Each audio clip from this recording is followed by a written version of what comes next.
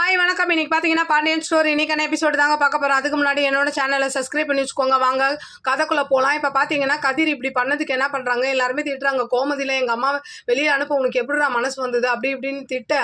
அப்போ இவர் என்ன சொல்கிறாருன்னா, இந்த மாதிரி வெளியில் ராஜி அப்பாவை பார்த்தேன். அப்போ ஒருத்தர் ஒரு பெத்த அம்மா வச்சு வாழ முடியலையா அப்படின்ற மாதிரி கேட்கும்போது அவரால் எதுவும் பேச முடியாது, தலை குனிஞ்சாரு.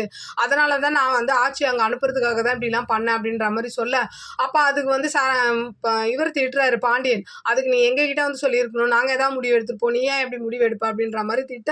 எல்லாரும் அவன் மேலே கோச்சிக்கிட்டு அங்கங்கே அப்படி அப்படியே கிளம்பிடுறாங்க. அப்போ ராஜ் மட்டும் என்ன பண்ணுறாங்கன்னா, கதிரை கூப்பிட்டு பேசுகிறாங்க.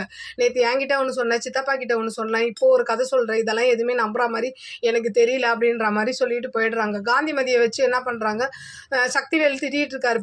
பேரன் தலையில் தூக்கி வச்சு ஆண்ணி இப்போ பற்றி அந்த பேரன் உன்னை வெளில அனுப்பிச்சிட்டான் அப்படின்ற மாதிரி சொல்ல, அப்போ அதுக்கு இவர் என்ன சொல்கிறாருன்னா, முத்துவேலு விடு, வெந்த புள்ள வேலை பாய்ச்சாத விடு, அதான் அம்மா வந்துட்டாங்கல்ல நீ போ அப்படின்ற மாதிரி இது பண்ணுறாரு.